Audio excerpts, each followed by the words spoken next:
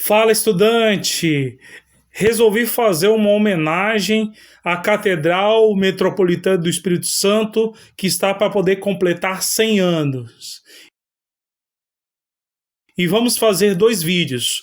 Um agora, que vai falar um pouco desse contexto da construção da catedral nos 50 primeiros anos do início do século XX, que vai de 1901 até 1950, e a gente vai analisar um pouco o contexto histórico do Brasil e do mundo durante esse período também. E um outro vídeo que vai ser lançado vai ser mais próximo do período em que a catedral vai estar completando os 100 anos, e vai ser perto da data 8 de setembro, que é o período em que a catedral completa 100 anos. Venha comigo nesse combo, que vai ser bem interessante. Vamos fazer um apanhado histórico geral e vamos incluir o Espírito Santo nesse apanhado histórico. Fala, galera! Vou deixar aqui o link e informações sobre alguns parceiros que têm nos ajudado aí e divulgado o nosso canal. Confira aí.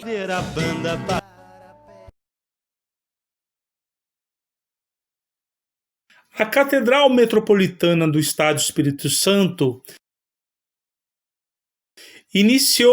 teve a sua construção iniciada em 1920, né? E ela demorou mais ou menos uns 50 anos para poder ser totalmente construída, sendo que mais ou menos em 1970 é que ela foi completamente terminado o seu trabalho de construção. Né? E hoje ela é sede de várias situações culturais do nosso estado. Né? Quando você tem aí alguns movimentos de música sacra ou movimentos culturais, a Catedral Metropolitana do Estado do Espírito Santo está envolvida. E em que contexto ocorre esse momento em que essa catedral é construída e desenvolvida? É isso que vamos estar abordando. Podemos falar, por exemplo, iniciando esse combo, né, que o governador contemporâneo do início desses trabalhos é o governador Nestor Gomes, que vai ser famoso atualmente pelo palácio que tem lá perto de Vitória, que é o Palácio Nestor Gomes. Mas poucas pessoas sabem que ele foi um governador do nosso estado, né? E de 1920 até 1950, o Estado do Espírito Santo respirou os mesmos ares que o Brasil estava respirando e o mundo também estava respirando. Analisando a história do Espírito Santo, principalmente no início do século XX, nós temos que o final do século XIX e o início do século XX pode ser considerado o ressurgimento do Espírito Santo em importância para o Brasil. Por quê? No final do século XIX, vamos colocar assim, na metade, nós temos a grande e alta produção de café, que vai permanecer até o início da República, no que a gente chama de República Velha, que vai até de 1889 até 1930, e nesse contexto você tem uma alta produção de café no Brasil como um todo. E o Estado do Espírito Santo é responsável por uma fatia muito importante dessa grande produção, né?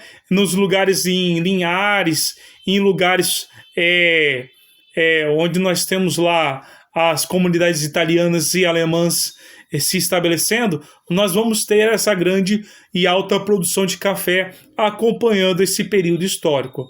Agora, vamos aqui lembrar algum nome de alguns governadores que nós vemos por aí, com nome de pontes, de rua, mas a gente não sabe a importância dessa galera. Por exemplo, nós temos aí o governador Constante Sodré, que governou o estado do Espírito Santo em 1890, o governador Antônio Monjardim de Andrade, descendente da família Monjardim, José Muniz Freire, que foi responsável por modernizar o estado do Espírito Santo junto com o próximo governador, que vai ser Jerônimo Monteiro.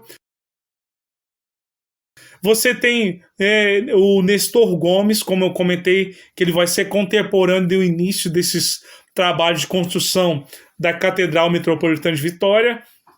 Você tem o governador Florentino Aviros, que vai estar governando o estado do Espírito Santo de 1924 a 1928. Você tem o João Plunário Blake, que já não vai ser um governador eleito, ele vai ser um interventor que vai ser nomeado por Getúlio Vargas, e ele vai comandar o estado do Espírito Santo por 13 anos, de 1930 até 1943.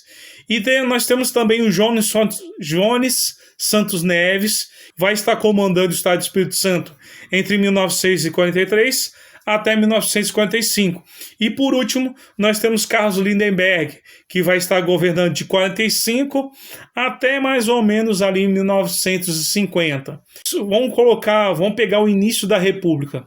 O início da República ele começa exatamente em 1889. Mas vamos avançar um pouco na linha histórica e vamos começar a abordar a partir de 1990. A partir de 1990, nós temos no Brasil sendo instituído o que a gente chama de República do Café com Leite, onde Minas Gerais e São Paulo ditavam as regras políticas do Brasil, se revezando no poder.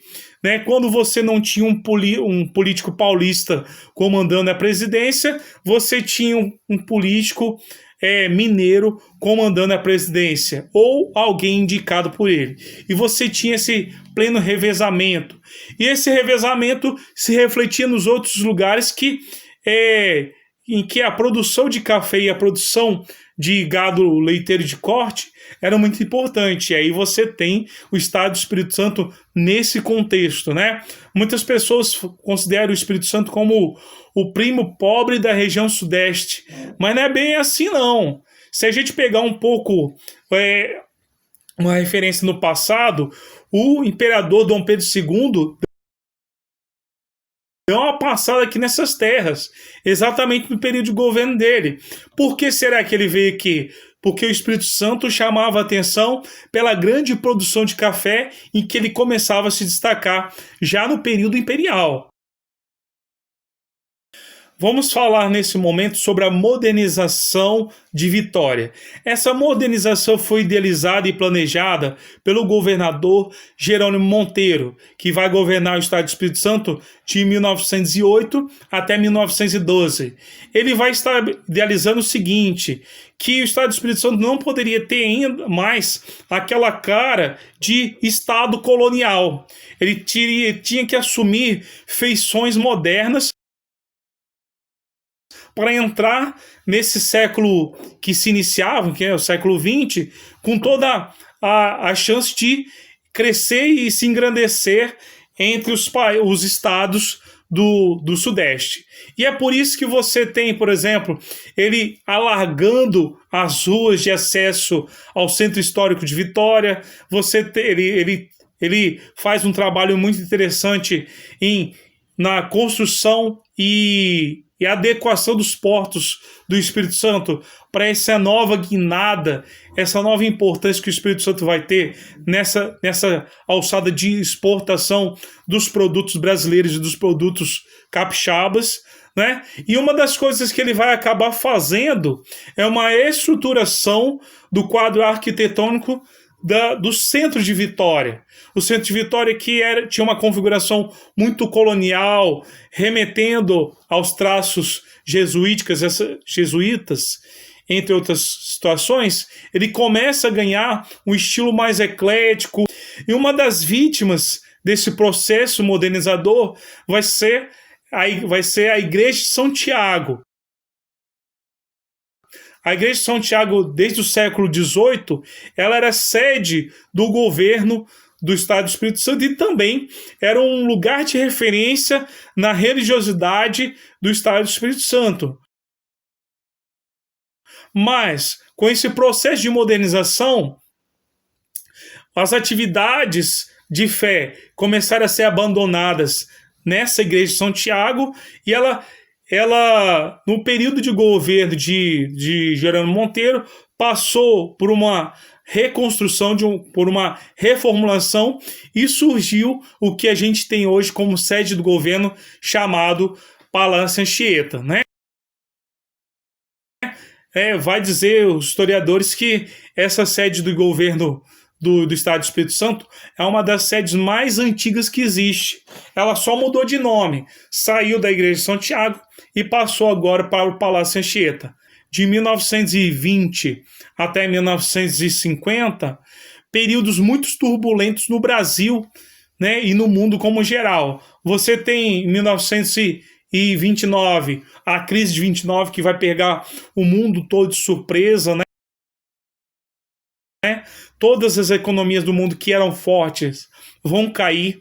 E lembre-se, é uma crise de superprodução, né? De hipoprodução não, é de superprodução, né? E aí você tem o Estado do Espírito Santo sentindo esse reflexo. Nosso estado, que era tão grande produtor de café, quando chegar a era de Getúlio Vargas vai falar o seguinte: nós temos que abandonar essa feição agrícola que o Brasil até então se tornou, né, teve, e temos que dar uma roupagem mais industrializada para o Brasil e para no caso, o Estado do Espírito Santo também passou por essa reforma. E aí que nós vamos ter o quê? A erradicação dos cafezais. Muitos cafeicultores vão ficar extremamente possessos com Getúlio Vargas por causa disso, mas era necessário, porque o Estado não podia mais comprar, né, os cafés para poder manter o preço regulador, e agora todo mundo estava em crise, né? E era necessário o quê? Diversificar a economia do Brasil. Vamos lembrar aqui que um dos fatores principais que vai assim tornar o Espírito Santo um local muito importante para essa onda modernizante é a Estrada de Ferro Vitória-Minas, né? E os portos de Vitória, porque a Estrada de Ferro Vitória-Minas vai ligar, né, o lugar de alta concentração de minério de ferro, que era Minas Gerais, até o Estado do Espírito Santo, onde você tinha um porto para escoar esse minério de ferro e esses produtos à base de minério de ferro, né? E você tem também o Estado do Espírito Santo cada vez mais vendo a importância de reformular e dar uma cara melhor para os portos de Vitória. Eu espero que vocês tenham entendido aí que o Estado do Espírito Santo respirou essa aura modernizante que vai ocorrer no Brasil a partir de 1990. E vamos lembrar que também nesse período histórico nós tivemos Guerra Fria, nós tivemos a Primeira Guerra Mundial, vamos ter ali em 1941 a Segunda Guerra Mundial. São muitas coisas que estão acontecendo no mundo e o Estado do Espírito Santo será influenciado de uma boa forma e em alguns momentos também de uma forma negativa por essas situações que estão acontecendo no Brasil e no mundo. Valeu, obrigado aí, deixe o seu like, espalhe essa ideia de estudos na web, que é o Comboist. E se você gostou, se inscreva, valeu?